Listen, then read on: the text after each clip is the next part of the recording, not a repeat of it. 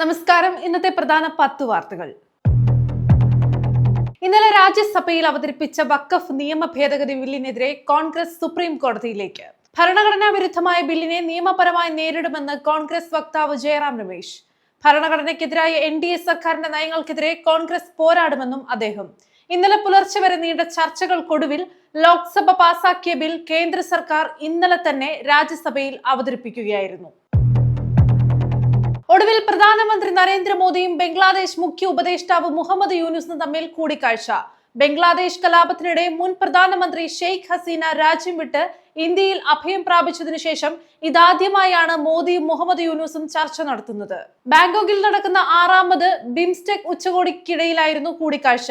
ബംഗ്ലാദേശിലെ ഹിന്ദു ന്യൂനപക്ഷങ്ങളെ ലക്ഷ്യം വെച്ചുള്ള അക്രമ സംഭവങ്ങൾക്കും ഷെയ്ഖ് ഹസീനയ്ക്ക് അഭയം നൽകിയ ഇന്ത്യയുടെ നിലപാടുകൾക്കും ഒടുവിൽ ഇരു രാജ്യങ്ങൾക്കിടയിലെ ബന്ധത്തിൽ വിള്ളൽ സംഭവിച്ചിരുന്നു. വഖഫ് ഭേദഗതി ബില്ലും മുസൽമാൻ വഖഫ് ബില്ലും പാർലമെന്റിൽ പാസ്സായതിനെ ചരിത്ര മുഹൂർത്തമെന്ന് വിശേഷിപ്പിച്ച് പ്രധാനമന്ത്രി നരേന്ദ്രമോദി. സാമൂഹിക സാമ്പത്തിക നീതി, സുതാര്യത, എല്ലാവരും ഉൾക്കൊള്ളുന്ന വളർച്ച എന്നിവയ്ക്കുള്ള കൂട്ടായ പ്രവർത്തനങ്ങൾക്ക് ഇത് ശക്തി പകരുമെന്നും മോദി.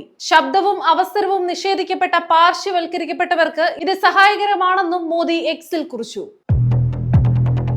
CMRL എക്സ്ലാലോജി കേസിൽ മുഖ്യമന്ത്രി പിണറായി വിജയന്റെ മകൾ വീണയെ സീരിയസ് ഫ്രോഡ് ഇൻവെസ്റ്റിഗേഷൻ ഓഫീസ് പ്രതി ചേർത്തതിന് പിന്നാലെ മുഖ്യമന്ത്രി രാജിവെക്കണമെന്ന ആവശ്യവുമായി പ്രതിപക്ഷം രംഗത്ത്.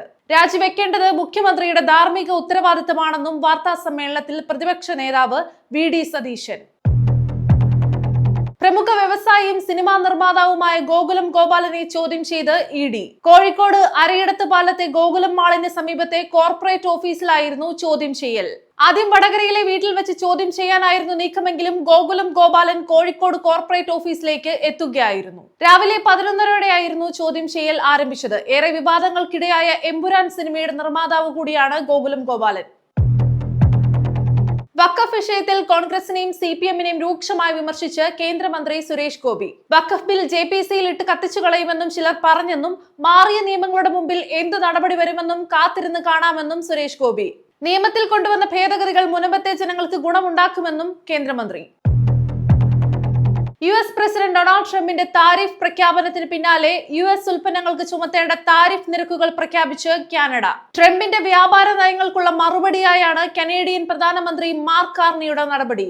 കാനഡ US മെക്സിക്കോ കരാർ പാലിക്കാത്ത US-ന് മറുപടിയായി US-ൽ നിന്ന് ഇറക്കുമതി ചെയ്യുന്ന വാഹനങ്ങൾക്ക് കാനഡ 25% തീരുവയാണ് പ്രഖ്യാപിച്ചിരിക്കുന്നത്.